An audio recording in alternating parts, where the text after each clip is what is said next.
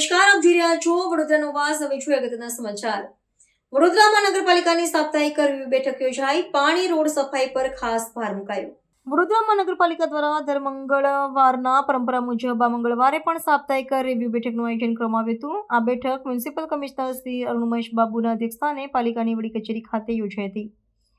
આ બેઠકમાં પાલિકાના તમામ બોર્ડના અધિકારીઓ, તમામ ઝોનના અધિકારીઓ, ડેપ્યુટી કમિશનરો, કાર્યપાલક એન્જિનિયરો તેમજ એમસી સહિતના ઉચ્ચ અધિકારીઓ ઉપસ્થિત રહ્યા હતા. બેઠક દરમિયાન શહેરના વિવિધ વિસ્તારોમાં ચાલી રહેલા વિકાસ કામો અને નાગરિકોને લગતી પ્રાથમિક સુવિધાઓની વિગતવાર સમીક્ષા કરવામાં આવી હતી. ખાસ કરીને પાણી પુરવઠો, રોડ રસ્તાની હાલત અને સફાઈ વ્યવસ્થા અંગે વિશેષ ભાર મૂકવામાં આવ્યો હતો. મ્યુનિસિપલ કમિશનરે અધિકારીઓને શહેરમાં પાણીની સમસ્યા ન સર્જાય તે માટે તકેદારી રાખવા, ખાડા ખાબોચિયા સહિતના રોડના કામ સમયસર પૂર્ણ કરવા તથા સ્વચ્છતા અભિયાન વધુ અસરકારક બનાવવા સૂચનાઓ આપી હતી. સાથે જ નાગરિકોની ફરિયાદોનું સમયસર નિરાકરણ લાવવા અને મેદાન પર અસરકારક કામગીરી થાય તે અંગે પણ અધિકારીઓને દિશા નિર્દેશ આપવામાં આવ્યા હતા. ગુજરાત રાજ્ય સરકાર દ્વારા અર્બન ડેવલપમેન્ટ યર અંતર્ગત પિલર 1 to પિલર 6માં જે અલગ અલગ પોલિસીઝ, અલગ અલગ ટ્રેનિંગ્સ, સાથે સાથે કયા પ્રકારના વિકાસ કામો હાથ ધરવાનું છે, એમાં મોટા મહાનગરપાલિકા 8 મહાનગરપાલિકામાં એક રેન્ડમ સ્ટાન્ડર્ડ એક્ઝામ્પલ તરીકે કરવાના જે કામો છે, જેમાં રોડ રસ્તાથી લઈને હાઉસહોલ્ડ પાણીનું નેટવર્ક્સ, ડ્રેનેજનું નેટવર્ક્સ, સાથે સાથે નવા પબ્લિક સ્પેસીસ અને ગાર્ડન્સ, ઓડિટોરિયમ્સ, સ્પોર્ટ્સ કોમ્પ્લેક્સીસ, યોગ સેન્ટર્સ, વેજીટેબલ માર્કેટ્સ, લેબર ચોક, આવા અલગ અલગ ક્રાઇટેરિયાઝ અલગ અલગ કર્યું છે. પ્રધાનમંત્રી આવાસ યોજના અંતર્ગત જે નવું મકાનો બનાવવાના છે, બધાનું એક સ્ટાન્ડર્ડ ફોર્મેટ બનાવ્યું છે.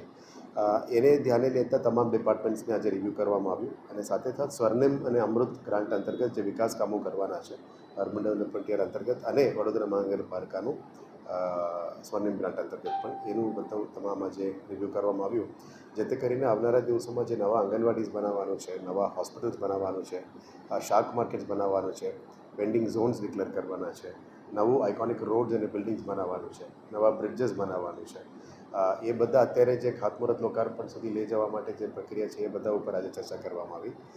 સાથે સાથ આવનારા દિવસોમાં માર્ચ મહિના સુધી કેટલું અમે વિકાસ કરી શકાય, જેથી કરીને પબ્લિક સુધી પહોંચાડવાનું કામગીરી છે એના ઉપર ડિસ્કસ કરવામાં આવ્યું. સાથે સાથ 2-3 દિવસ પહેલાં રાજ્ય સરકાર દ્વારા સિટીઝન ફીડબેક્સ પણ લેવાનું શરૂ કરવામાં આવ્યું છે, જેથી કરીને કેટલા સમય મર્યાદામાં અમે પહોંચી શકીએ છીએ કામનું નિરાકરણ માટે. એમાં સારું એક મેસેજ છે કે વડોદરાનું સારું રેન્કિંગ આવ્યું છે, જેથી કરીને પબ્લિકનું રજૂઆત લઈને જે ફીડબેક મિકેનિઝમ અને ગ્રીવન્સ રિડર્સલ મિકેનિઝમ છે એમાં વડોદરાના ટીમ સારું કામગીરી કરી રહ્યા છે. સાથે સાથ આજે મહત્ત્વપૂર્ણ જે ઇસ્યુ છે કે સ્વચ્છ સર્વેક્ષણ 2025 એનું ટૂલ કિટ બાબતનું પણ ચર્ચા કરવામાં આવ્યું.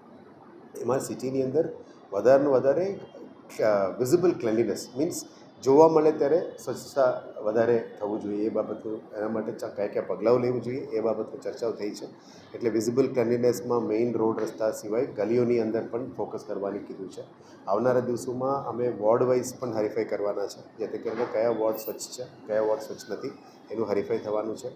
આપણા feedback mechanism, citizen feedback mechanism improve કરવા માટે અહીંથી આવેથી કોલ સેન્ટરથી જે વડોદરા મહાનગરપાલિકાનું ગ્રીવન્સ રિડર્સલ સિસ્ટમ છે એનાથી રેન્ડમ ફોન કરીશું સિટીઝન્સને અને એમની પણ ઇનપુટ લેવામાં આવશે, જેથી કરીને એમના ત્યાં સફાઈ મિત્રો કાયમી આવે છે કે કેમ, સુપરવાઇઝર્સ પ્રોપર આવી રહે છે કે કેમ, ડોર ટુ ડોર કલેક્શન ગાડીઓ વ્યવસ્થિત આવે છે કે કેમ, એ બધાનું સિટીઝન ફીડબેક પણ લેવાના છે.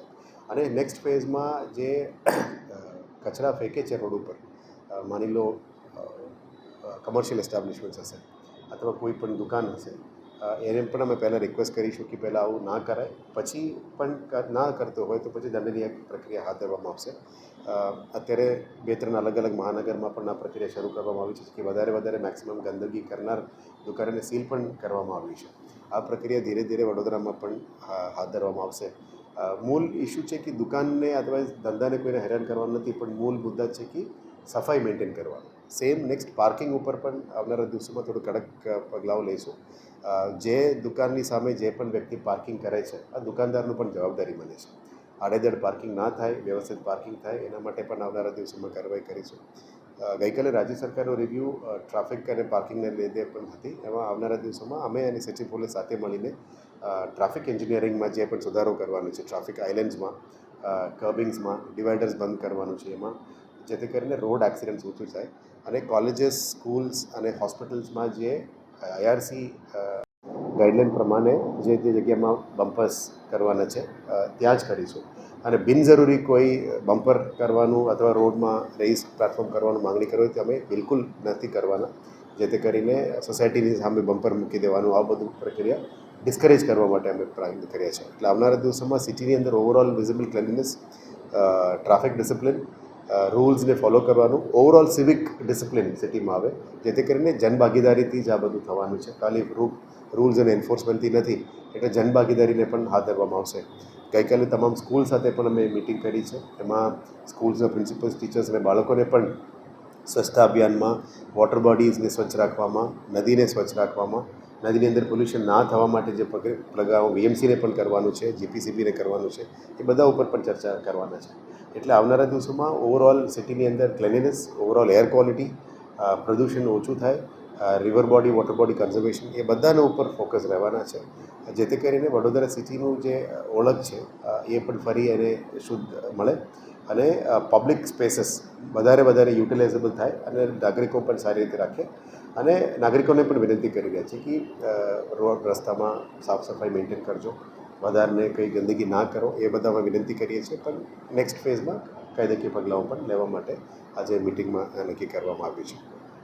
બીજી હાઉસિંગ ઉપર પણ વધારે ફોકસ કરવાનું કીધું છે. એટલે જ આપણે 30,000 ટાર્ગેટ છે PMAY 2માં, એ ઉપર પણ અત્યારે DPS બનાવવાનું કામગીરી શરૂ થઈ ગઈ છે. એટલે આવનારા 27 સુધી જે અમારે ટાર્ગેટ છે એને પૂરું કરવા માટે કામગીરી કરીશું.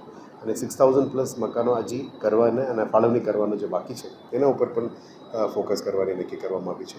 એટલે ઓવરઓલ રિવ્યૂ મિટિંગ સિટીને ઇમ્પ્રૂવ કરવા માટે જે પગલાઓ લેવું જોઈએ અલગ અલગ ડિપાર્ટમેન્ટ્સને, એ તમામ ડિસ્કશન સાથે કરવામાં આવ્યું છે. ટોયલેટ્સ માટે પણ ખાસ આજે સૂચના આપી છે કે સિટીમાં ટોયલેટ્સની સંખ્યા ઓછું છે.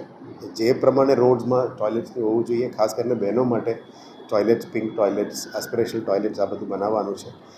એના ઉપર ફોકસ કરવાનું કીધું છે. આવનારા સ્વચ્છ સર્વેક્ષણમાં પણ એ લેવાના છે. પણ એ તો સ્વચ્છ સર્વેક્ષણની મુદ્દા નથી, બેઝિક એક રિક્વાયરમેન્ટ છે. ગાર્ડન્સમાં ટોયલેટ હોવાનું, પબ્લિક સ્પેસીસમાં ટોયલેટ્સ હોવું જોઈએ, રોડ્સમાં ટોયલેટ્સ હોવું જોઈએ. એના ઉપર આવનારા દિવસમાં દરેક ઝોન વાઇઝ અમે સ્ટાન્ડર્ડ ડિઝાઇન પણ કરવાના છે અને અલગ અલગ ડિઝાઇનમાં પણ કરવાના છે.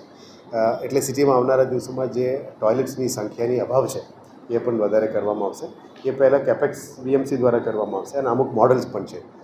પહેલાં અમે કેપેક્સ કરીશું, પછી ઓએનએમ આપશું. પણ મૂળ મુદ્દા સિસ્ટમ કેવું નથી, પણ ટોયલેટ્સ હોવાની જરૂરિયાત છે.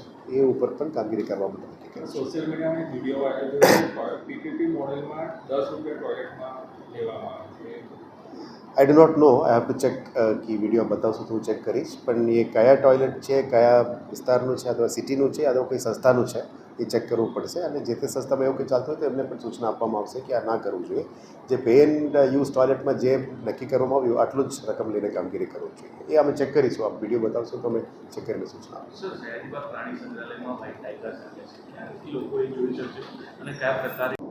વ્હાઇટ ટાઈગર કદાચ પહેલાં હતી જ અહીંયા, પણ વચગાળામાં વ્હાઇટ ટાઈગર અહીંથી નીકળી ગયો હતો. એટલે અત્યારે વ્હાઇટ ટાઈગર લાવવા માટે અમે લગભગ કન્ટિન્યુઅસલી 2-3 મહિના મહેનત કરીએ છીએ.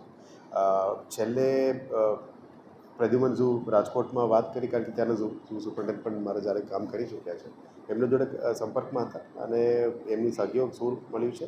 પણ મૂળ છે કે CZAની સપોર્ટ, એટલે સેન્ટ્રલ ઝૂ ઓથોરિટીનું સેન્કશન્સ માટે અમે ઘણું મહેનત કર્યું છે. લગભગ 1-2 મહિનાથી ફોલોઅપ કરતા હતા. ડેપ્યુટી કમિશનર અને મારા તરફથી પણ 2 વખત વાત કરી, એટલે ક્લિયરન્સ મળી ગયું. હવે જે આવ્યું છે પેરને અમે સાચવીને ક્વોરન્ટાઇનમાં રાખ્યા છે. લગભગ 10-15 દિવસ પછી એનું ક્વોરન્ટાઇન પીરિયડ પૂરું થાય, એના પછી એને પબ્લિક વ્યૂ માટે ખોલવામાં આવશે. પણ હાલ ક્વોરન્ટાઇન પીરિયડમાં છે, એટલે અમે પબ્લિક વ્યૂમાં લાવ્યા નથી.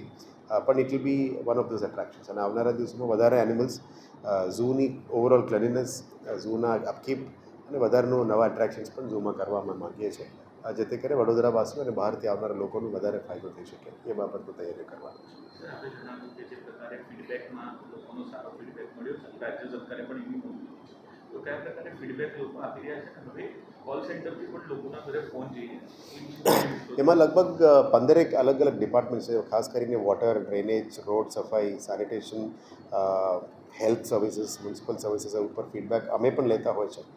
અમારા તરફથી પણ પ્રેઝન્ટેશન થઈ હતી.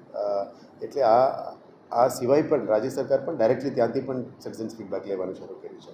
એટલે કેટલા સમયગાળામાં કમ્પ્લેન થયા પછી ટીમ પહોંચે છે, નિરાકરણ કરે છે, એના ઉપર એક ઓન ટાઈમ છે કે કેમ, પછી ઓવરઓલ ફીડબેક કેવું છે ઇમ્પ્રુવમેન્ટમાં, સ્વચ્છતામાં, ડોર ટુ ડોર કલેક્શન સિસ્ટમમાં અથવા ડ્રેનેજ સર્વિસીસની અને પાણીનું સર્વિસીસમાં એમાં ઓવરઓલ ઇમ્પ્રુવમેન્ટ છે. જે આવ્યું છે અમને હું થોડુંક પછી અમને શેર આપને પણ કરીશ. અત્યારે પીપીટી આવી છે પછી શેર કરીશ. પણ મુદ્દા ફીડબેક સારું છે એના કરતાં કેવી રીતે અમે ઇમ્પ્રૂવ કરી શકાય, હજી પણ ફીડબેક અમે ઓન ટાઈમ કેવી રીતે પહોંચી શકીએ.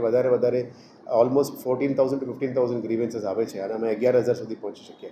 હજી મહિનામાં 3,000 થી 4,000 ગ્રીવન્સીસ ઓન ટાઈમ અમે નથી પહોંચી શકતા. એના ઉપર પણ કેવી રીતે કામગીરી કરી શકાય એ બાબતનું અત્યારે પ્લાનિંગ ચાલી રહ્યા છે. એટલે રાજ્ય સરકારનું ફીડબેક સિવાય હવેથી આપણા જે ફીડબેક મિકેનિઝમ ચાલુ છે એને પણ સંશોધન કરવાનું કીધું છે.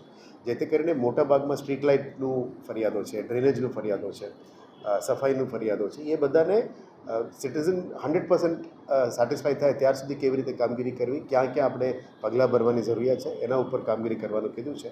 આવનારા દિવસોમાં આના ઉપર maximum municipal services positively public સુધી પહોંચાડી શકાય એ બાબતનું કામગીરી કરવાનું દિશામાં કામગીરી કરી છે. એટલે હવે એવો કોલ આવશે કે અમે પાલિકાથી બોલી રહ્યા છીએ. યસ, આવશે. આજે માંડવીમાં નવા પિલ્લરમાં ક્રેક પડ્યું. માંડવીનું ટેન્ડર વોઝ ઓલમોસ્ટ રેડી, પણ આમાં થોડું અત્યારે હેરિટેજ સેલમાં જ ચર્ચા થઈ છે.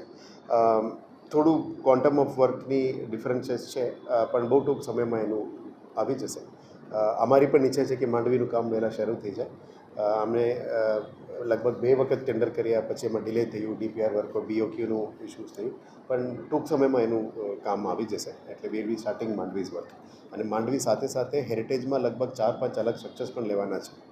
એક માંડવી દરવાજા, તાંબીકરવાડા, પછી સેવાસી સ્ટેપવેલ, સૂર્યનારાયણ મંદિર, આવનારા દિવસોમાં સુરસાગર, લાલકોટનું કામ શરૂ થઈ ગયું છે. એટલે ધીરે કામ વેગ પકડશે, પણ જે બેકલોગ છે એને આગળ લઈ જવા માટે જ અમે ઈચ્છીએ છીએ. ઓફકોર્સ માંડવી અમારા માટે ઇમ્પોર્ટન્ટ છે, અમારા ધ્યાનમાં છે અને આના કામ વહેલા તકે શરૂ કરવાની પ્લાનિંગમાં છે. કે પર આપણે ડેવલપમેન્ટ કરવાનું તો બીએમસીના જે પ્લોટ્સ છે આપણે આઈડેન્ટિફાઈ કર્યા છે. તો સપોઝ જે પ્લોટ્સ છે એમાં જે એન્ક્રોચમેન્ટ એનું કોઈ identify we have identified 490 plots વીએમસીનું જે છે એની બોર્ડર ફેન્સિંગ અને બોર્ડર પ્લાન્ટેશન્સ કરવાનું નક્કી કર્યું છે. જે પ્લોટ્સ ઉપર દબાણો છે એ દૂર કરવા માટે પણ નક્કી કર્યું છે. અને ઘણા દિવસોથી આ ફોલોઅપ થયા પછી હવે ફાઇનલી આટલા પ્લોટ્સની વિગત મળી છે અને ફેન્સિંગ પણ કરવાની જરૂરિયાત છે. એટલે વોર્ડ એન્જિનિયર્સને પણ કીધું છે, પણ ફેન્સિંગ કરતાં આપણે બાયો ફેન્સિંગ એટલે ઝાડ વાવેતરથી જ ફેન્સિંગ થઈ જાય, એટલે આટલું ખર્ચ પણ ઓછું થાય અને એક ગ્રીન શેલ્ટર બેલ્ટ પણ ઊભું કરી શકીએ એ બાબતની તૈયારીઓ છે. પણ અમે એ જ આશા રાખીએ કે બિનજરૂરી દબાણ ના થાય. આપણે જીઓ ફેન્સિંગ કેમેરામાંથી પણ અમુક ડેટા મળી છે, અમુક ફિઝિકલ ફોટોગ્રાફથી પણ મળી છે, બટ આવર એન્ટાયર ઓબ્જેક્ટિવ જે છે વીએમસીની જે પણ પ્લોટ છે સચવી જાય અને ફ્યુચર પ્રોજેક્ટ્સ માટે અમે કામગીરી કરી શકાય.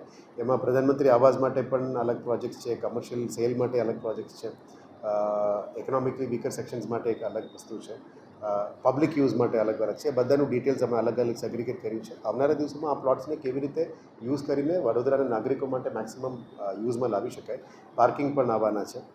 એટલે આ બધાની ઉપર અમે કામગીરી કરીશું. સ્ટ્રીટ વેન્ડિંગ પણ આજે અમે ઝોન્સ ક્રિએટ કરીશું. એટલે ધીરે તમામ પ્લોટ્સને યુઝ કરવાની દિશામાં અમે કામગીરી કરવાના છે. જેમાં દબાણ છે એ આવનારા દિવસોમાં ધીરે દૂર કરીને એને રેગ્યુલરાઇઝ કરીશું.